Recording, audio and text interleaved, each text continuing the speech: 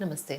IVF pregnancy series में आपका स्वागत है और आज इस वीडियो में हम बात करेंगे एब्सेंट नेजल बोन के बारे में। आमतौर पर जब सोनोग्राफी होती है, आजकल डॉक्टर जब रिपोर्ट टाइप करके देते हैं, हमेशा पेशेंट्स रिपोर्ट पढ़ते हैं और डॉक्टर से मिलने से पहले ही काफ़ी एंग्शियस हो जाते हैं। यही देखकर मैंने ये सीरीज शुरू करी है, जिससे प्रेगनेंसी में आने वाली जो छोटी मोटी समस्याएं हैं जो सोनोग्राफी पे रिपोर्टेड रहती हैं, उसके बारे में मैं आपको बताऊंगी। और इसमें से एक जो प्रॉब्लम है वो बहुत ही शॉकिंग लगती है, जिसे कहते हैं absent nasal bone.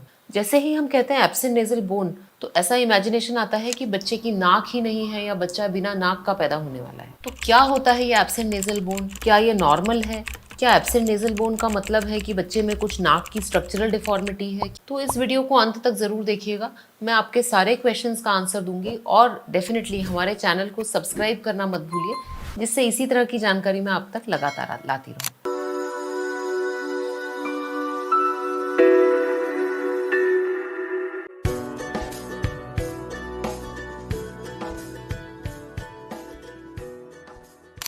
Absent nasal bone का अर्थ होता है कि जो नाक के बेस की हड्डी है उस पर अभी भी कैल्शियम डिपॉजिट नहीं हुआ है, यानी वो अनऑसिफाइड नेजल बोन है। अब अनऑसिफाइड नेजल बोन जो है ये एक कंसर्निंग मार्कर है। कंसर्निंग का मतलब है कि इसके साथ कुछ क्रोमोसोमल एब्नॉर्मैलिटीज का प्रतिशत काफी ज्यादा है। यदि हम डाउन सिंड्रोम यानी कि क्रोमोसोम 21 के 3 कॉपीज जिस सिंड्रोम में होते हैं उसके बारे में बात करें, तो डाउन सिंड्रोम के लगभग 60% बच्चों में नेजल बोन 12 हफ्ते के आसपास ऑसिफाइड नहीं रहती है। एडवर्ड सिंड्रोम और पटाउ सिंड्रोम ये दोनों भी एक कॉमन जेनेटिक सिंड्रोम्स हैं जो क्रोमोसोम 16 और क्रोमोसोम 13 के कारण होते हैं, और इनके केसेस में भी 40 से 50% बच्चों में नेजल बोन अनऑसिफाइड होती है। परंतु यदि अनऑसिफाइड नेजल बोन है तो हम इमीडिएटली नहीं कंक्लूड करते हैं कि बच्चे में कोई ना कोई जेनेटिक सिंड्रोम है। This is just a marker to confirm कि अब हमें इसमें और एक्यूरेट टेस्ट करना पड़ेगा। टेस्टिंग जो है वो दो तरह से हो सकती है। पहली होती है इनडायरेक्ट टेस्ट। इनडायरेक्ट टेस्ट का मतलब है कि हम बेबी को नहीं टेस्ट करते, हम माँ के ब्लड के कुछ मार्कर्स, जिन्हें हम डबल मार्कर्स कहते हैं, उनका सैंपल लेके और उसको स्टैटिस्टिकली एनालाइज करते हैं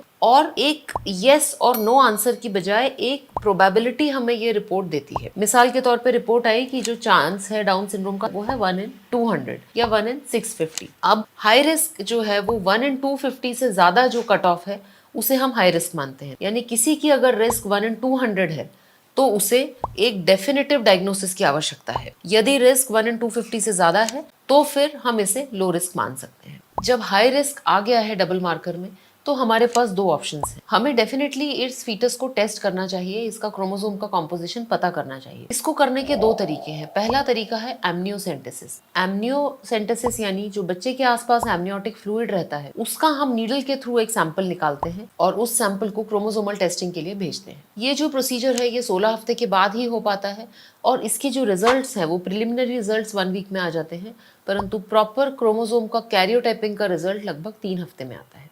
बट एमनियोसेंटेसिस जो है वो गोल्ड स्टैंडर्ड टेस्ट है। क्योंकि इसमें हम फीटस का सैंपल डायरेक्टली ले रहे हैं तो इसमें इनएक्यूरेसी की या प्रोबेबिलिटी वाली कोई बात नहीं है, ये 100% एक्यूरेट होगा। सेकेंड टेस्ट है सीवीएस।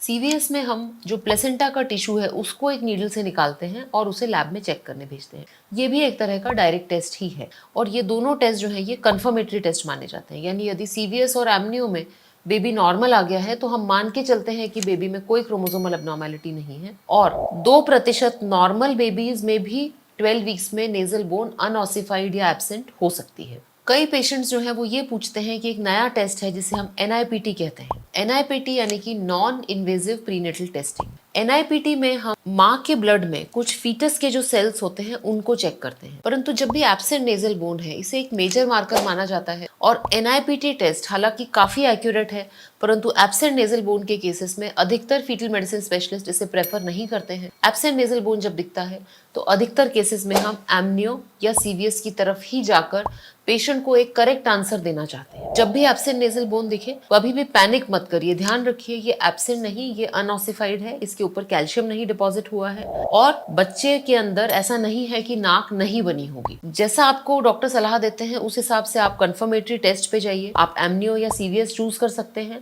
और इसकी रिपोर्ट के बाद आप 100% आश्वस्त हो सकते हैं कि बच्चा नॉर्मल है। अनफॉर्चुनेटली यदि बेबी में कोई क्रोमोसोमल एब्नॉर्मैलिटी आती है तब निर्णय आपका है। कुछ पेरेंट्स ये जानते हुए भी प्रेगनेंसी कंटिन्यू करते हैं। कुछ पेरेंट्स क्रोमोसोमली एबनॉर्मल बेबीज को इस दुनिया में नहीं लाना चाहते और वो एबॉर्शन के लिए ऑप्ट करते हैं। आशा करती हूँ कि एब्सेंट नेजल बोन के बारे में ये जानकारी आप सबके लिए उपयोगी सिद्ध होगी। धन्यवाद।